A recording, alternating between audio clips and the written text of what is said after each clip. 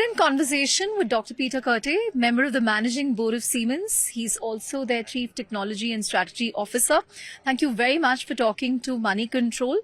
Tell us about the mood at Davos this year. Yesterday, when I spoke to many people, they said there's a lot of Trump factor playing in. Today, people are talking about AI, but broadly, what's the mood this time around? Yeah. Basically, everybody recognized that there's a lot of changes, like the inauguration yesterday that we had.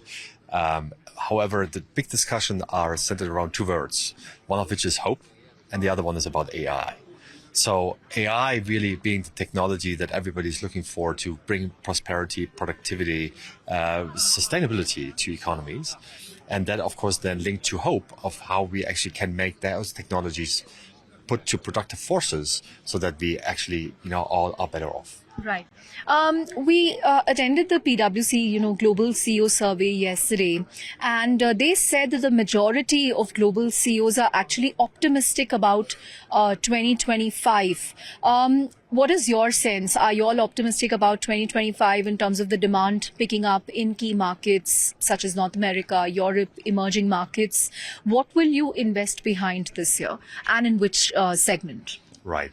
So generally speaking, we are very optimistic also about 2025. If you think about Siemens, what we do is we electrify the world, we automate the world, and we digitalize the world. And all of the three things are required. So we have an aging demographic workforce, not so much in India, but pretty much around the world, which means that we have to bring automation to make this work. We have a big energy conversation about how we become more sustainable. So we need to electrify, and that drives a huge demand for electricity, which we as Siemens can help.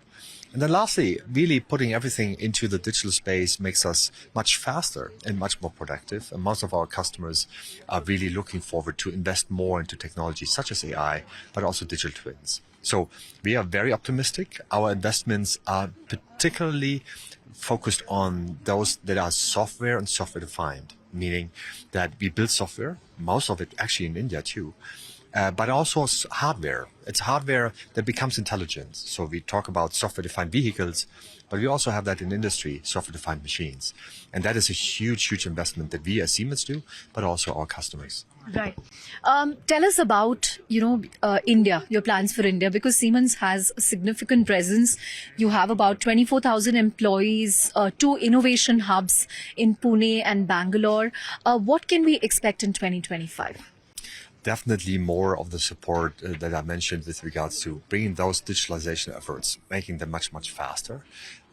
We are continue to invest into India for a lot of things, such as, of course, the Indian Railway, where we support, of course, the modernization of the railways with our 9,000 horsepower locomotives, the big tender that we won 2 years ago. And so there's significant investment in manufacturing, but also in particular in software. And what we still find is an incredibly good skilled labor force, of course, young and very, very eager to learn.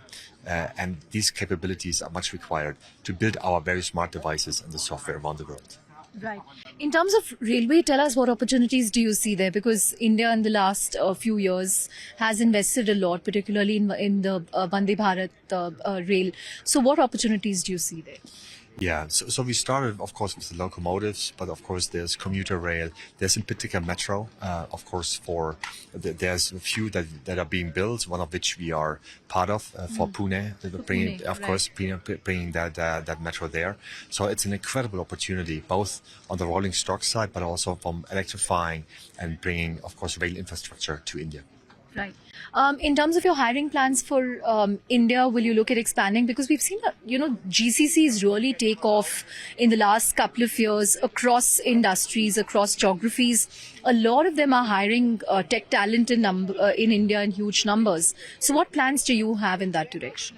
Yeah, so pretty much as we're coming from the past few years, where we heavily invested in particular in Pune and in Bangalore, and they're very close to local universities, really to already engage very early on with students, make them more familiar with the Siemens technologies, so that they very seamlessly then can translate over to the Siemens development centers that we have.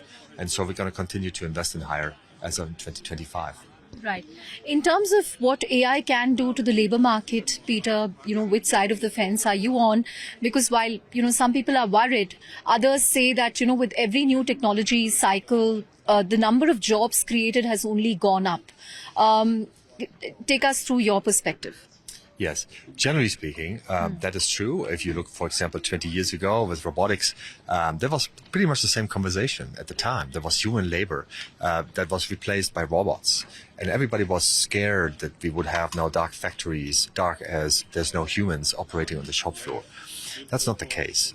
Just the amount or the skill level of the people that work on the shop floor has changed because now you have to maintain machines and you have to understand operations.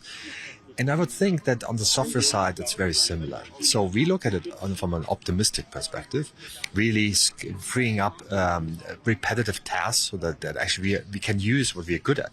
So the human creativity and, empathy and communication, this is really what makes us extraordinary. And no AI can do that as of yet. So I'm very optimistic on that one. However, that said, we have to take it very seriously. For sure, there is fear. And that requires a lot of communication and also up and skilling and training, because we have to take all our people along, that they understand, of course, the potential. Great. On that note, thank you very much for talking to us. Thank you.